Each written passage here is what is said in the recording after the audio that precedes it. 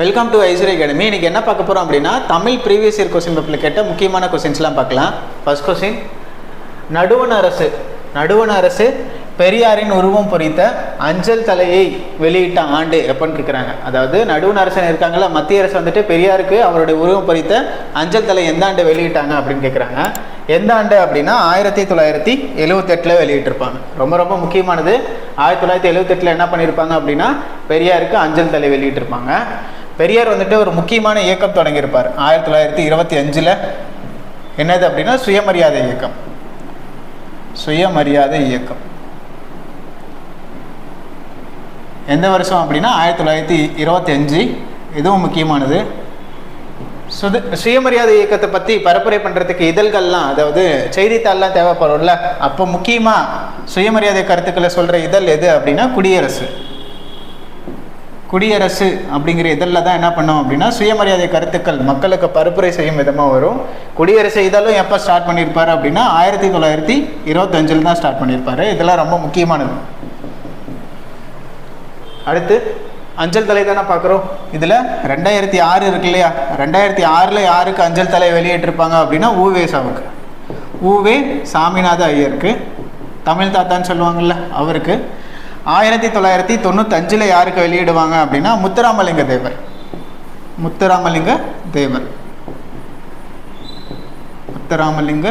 தேவர். இவருக்கு எப்போ வெளியிடுவாங்க அப்படின்னா 1995 வந்துட்டு வெளியிடுவாங்க. கொஸ்டின் என்ன அப்படின்னா மத்திய அரசு வந்துட்டு பெரியாருக்கு அவரோட உருவம் பொறித்த அஞ்சல் தலை எப்போ வெளியிட்டாங்க அப்படின்னா 1978. 2006 யாருக்காக அப்படின்னா ஊவேசாவுக்காக அஞ்சல் தலை வெளியிட்டிருப்பாங்க. 1995 யாருக்கு அப்படின்னா முத்துராமலிங்க தேவருக்கு வந்துட்டு வெளியிட்டிருப்பாங்க. பெரியார் உருவாக்கிய இயக்கம், முக்கியமான இயக்கம் என்ன அப்படின்னா சுயமரியாதை இயக்கம். எந்த வருஷம் அப்படின்னா 1925.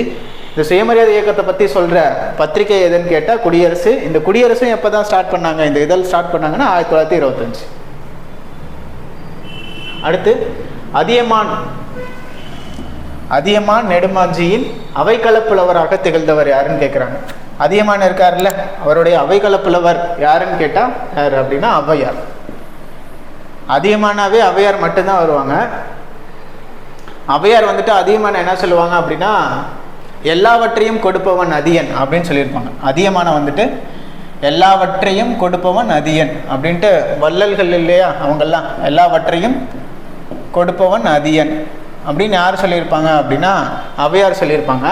அதியமானோட அவைகளப்புலவர் யாருன்னு கேட்டால் ஔவையார் என்னென்ன நூல் எழுதியிருப்பாங்க அப்படின்னா நல்வழி அப்படிங்கிற நூல் எழுதியிருப்பாங்க.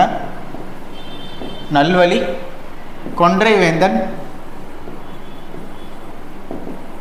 வேந்தன், ஆத்திச்சூடி நமக்கு தெரியும். அடுத்து மூதுரை இருக்கு இல்லையா, மூதுரை அப்படிங்கிற நூலை யார் எழுதியிருப்பாங்க அப்படின்னா இவங்க தான் எழுதியிருப்பாங்க, மூதுரை.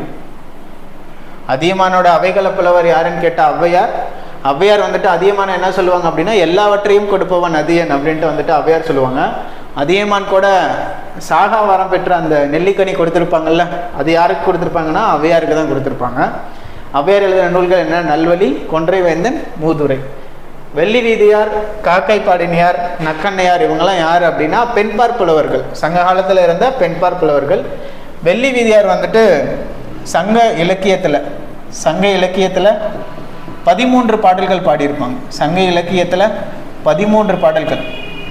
இலக்கியத்தில் எத்தனை பாடல் அப்படின்னா 13 பாடல்கள் பாடியிருப்பாங்க. இதில் ரொம்ப முக்கியமானது.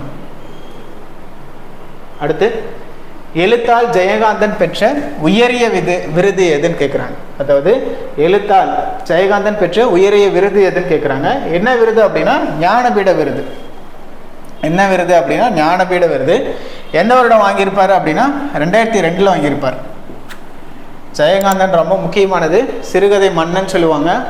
இவருடைய காலகட்டத்தில் சிறுகதை மன்னனுங்கிறது ஒரு பொதுவான பெயர். இவருடைய காலகட்டத்தில் சிறுகதை மன்னன் என்று அழைக்கப்படுவர் யார் அப்படின்னா ஜெயகாந்தன். அடுத்து பத்மபூஷன் விருது எப்போ வழங்கியிருப்பாங்க அப்படின்னா 2009 வழங்கியிருப்பாங்க. 2009 பத்மபூஷன் எப்போ வழங்கப்பட்டிருக்கும் அப்படின்னா 2009. அடுத்து இவருடைய சாகித்ய அகாதமி விருது பெற்ற நூல் 1972 வழங்கப்பட்டிருக்கும். சாகித்ய அகாதமி விருது எந்த நூலுக்கு வழங்கப்பட்டிருக்கும் அப்படின்னா சில நேரங்களில் சில மனிதர்கள் அப்படிங்கிற நூலுக்காக என்ன பண்ணியிருப்பார் அப்படின்னா சாகித்ய அகாதமி விருது வாங்கியிருப்பார்.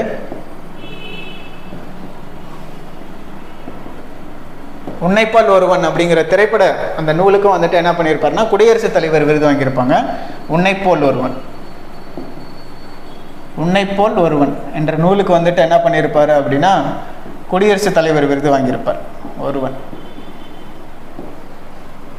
ஒன்றும் இல்லை, எழுத்தால் ஜெயகாந்தன் பெற்ற உயரிய விருது எதுன்னு கேட்டால் ஞானபீட விருது. எந்த வருஷம் அப்படின்னா 2002. பத்மபூஷன் எப்போ வாங்கியிருப்பாருன்னா 2009.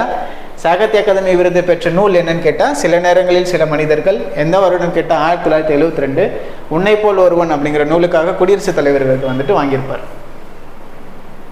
அடுத்து சின்ன சீரா என்ற நூலை எழுதியவர் யாருன்னு கேட்குறாங்க.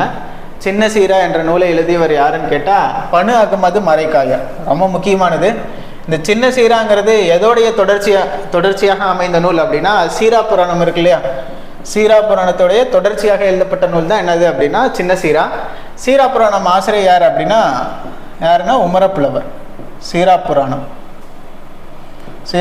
ஆசிரியர் யார் அப்படின்னா உமரப்புலவர். இவரால் என்ன பண்ண முடியாது அப்படின்னா இந்த நூலை வந்துட்டு முழுமையாக எழுத முடியாது. அதனால என்ன பண்ணியிருப்பாங்கன்னா 30 ஆண்டுகள் கழித்து வந்துட்டு அந்த நூலை முழுமையாக்கிறதுக்கு என்ன பண்ணியிருப்பாங்க அப்படின்னா சின்ன சீரா அப்படிங்கிற நூலை யார் எழுதியிருப்பாங்க அப்படின்னா பனு அகமது மரைக்கார் எழுதியிருப்பாரு. உமரப்புலவர், அதாவது சீரா புராணம். சீரா அப்படின்னா என்ன அர்த்தம் அப்படின்னா வாழ்க்கை அப்படின்னு அர்த்தம். சீரா என்பதன் பொருள் என்ன அப்படின்னா வாழ்க்கை. புராணம் என்பதன் பொருள் என்ன அப்படின்னா வரலாறு, அதாவது வாழ்க்கை வரலாறை பற்றி சொல்கிற நூல். யாருடைய வாழ்க்கை வரலாறை பற்றி? நபிகள் நாயகம் இருக்காங்க இல்லையா, நபிகள் நாயகத்தை பற்றி சொல்கிற அவருடைய வாழ்க்கையை பற்றி சொல்கிற நூல் தான் என்னது அப்படின்னா சீரா புராணம். அதை தொடர்ந்து எழுதப்பட்டது தான் என்னது அப்படின்னா சின்ன சீரா. உமரப்புலவரை ஆதரித்தவர் யாருன்னு கொஸ்டின் கேட்பாங்க. உமரப்புலவை ஆதரித்தவர் யார் அப்படின்னா சீதகாதி, வள்ளல் சீதகாதி. எல்லாம் ரொம்ப ரொம்ப ரொம்ப முக்கியமான கொஸ்டின், சீதகாதி. அடுத்து அப்துல் ரஹ்மான் இருப்பார் இல்லையா, இவர் வந்துட்டு 1999 வந்துட்டு சாகித்ய அகாதமி ஆலப்பனை அப்படிங்கிற நூலுக்கு வாங்கியிருப்பார். ஆலப்பனை அப்படிங்கிற நூலுக்காக என்ன பண்ணியிருப்பார் அப்துல் ரஹ்மான் வந்துட்டு ஆலப்பனை அப்படிங்கிற நூலுக்காக சாகித்ய அகாதமி விருது வாங்கியிருப்பார். இவர் ஒரு மேற்கோள் சொல்லியிருப்பார். இவரை பற்றி ஒரு மேற்கோள் இருக்கும், மரபு கவிதையின் வேர் பார்த்தவர், புது கவிதையின் மலர் பார்த்தவர் அப்படின்னு யாரை சொல்லுவாங்க அப்படின்னா அப்துல் ரஹ்மான் தான். அதாவது கவிக்கோ அப்படிங்கிற பட்டமும் இவருக்கு தான் இருக்கும்.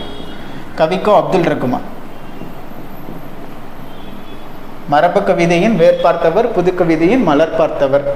ஆலப்பனை அப்படிங்கிற நூலுக்காக சாகித்ய அகாதமி விருது 1999 வாங்கியிருப்பாங்க. இப்போது சின்ன சீரா என்ற நூலை எழுதியவர் யார் அப்படின்னு கேட்டால் பனு அகமது மரைக்காயா. அடுத்த வீடியோவில் இன்னும் முக்கியமான கொஸ்டின்ஸ்லாம் பார்க்கலாம். நன்றி.